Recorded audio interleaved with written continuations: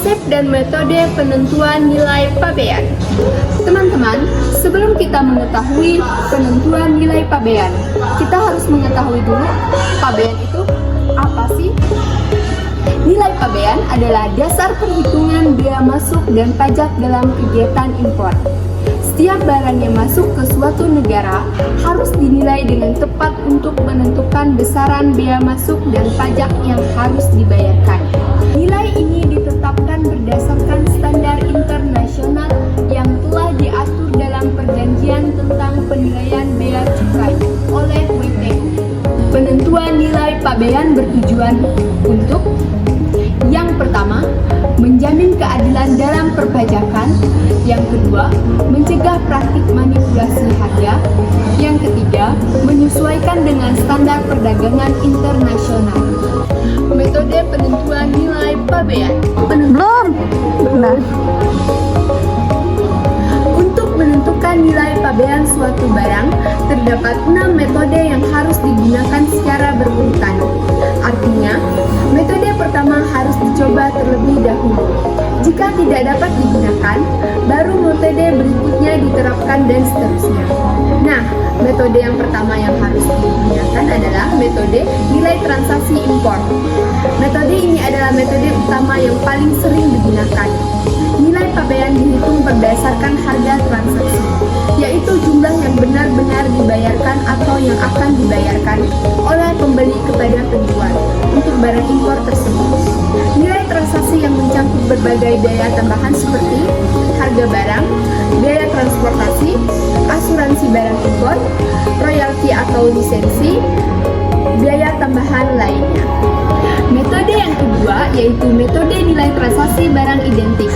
Jika nilai transaksi tidak dapat digunakan, maka nilai pabean dihitung berdasarkan barang identik. Barang identik adalah barang yang memiliki karakteristik yang sama, kualitas dan fungsi yang diproduksi di negara yang sama. Metode ini harus dapat digunakan jika barang identik tersebut dijual dalam jumlah yang sama atau hampir sama dalam periode waktu yang terlalu jauh dari impor yang sedang dimulai. Metode yang ketiga adalah metode nilai transaksi barang serupa. Jika barang identik tidak tersedia, maka metode yang digunakan adalah nilai barang serupa. Barang serupa adalah barang yang meskipun tidak sama persis, namun memiliki karakteristik dan bahan yang hampir sama. Fungsi dan kegunaan yang sama, diproduksi di negara yang sama. Misalnya, jika barang yang diimpor adalah laptop dari merek tertentu, tetapi tidak ada data harga identik, maka dapat digunakan harga laptop dari merek lain dengan spesifikasi dan kualitas yang hampir sama. Metode yang keempat adalah metode dedukasi. Metode ini tidak lagi menggunakan harga barang impor itu sendiri, tetapi menggunakan harga jual barang di dalam negeri. Nah, langkah-langkahnya adalah: yang pertama, menentukan harga barang yang dijual di pasar dalam negeri. Yang kedua, mengurangi biaya-biaya yang timbul setelah impor seperti biaya masuk dan pajak dalam negeri, biaya distribusi dan keuntungan yang diambil oleh distributor. Yang ketiga, nilai yang tersisa dianggap sebagai nilai pabean barang tersebut. Yang keempat, metode ini digunakan jika barang yang diimpor dijual kembali dalam jurnal besar di pasar domestik dalam waktu yang tidak terlalu lama setelah impor. Yang kelima, ada metode komputasi. Jika metode dedukasi tidak dapat digunakan, maka digunakan metode komputasi, yaitu dengan menghitung nilai produksi barang.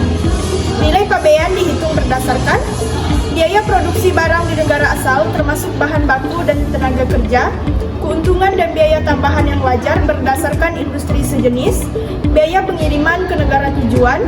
Metode ini jarang digunakan karena seringkali informasi tentang biaya produksi sulit diperoleh dari produsen di negara asal. Metode yang keenam yaitu metode pengulangan. Metode ini adalah metode terakhir yang digunakan jika semua metode sebelumnya tidak dapat diterapkan. Metode ini dapat mencakup: yang pertama, menggunakan data harga impor barang sejenis tetapi dengan beberapa penyesuaian. Yang kedua, menggunakan informasi pasar yang tersedia untuk menentukan harga wajar barang tersebut. Yang ketiga, menggunakan data dari sumber yang terpercaya seperti harga di katalog produsen atau harga dari transaksi di negara lain. Namun, metode ini tidak boleh menggunakan harga jual dalam negeri negara pengimpor. Harga produksi di negara pengimpor, harga yang ditentukan secara sembarangan oleh otoritas bea cukai berdasarkan dasar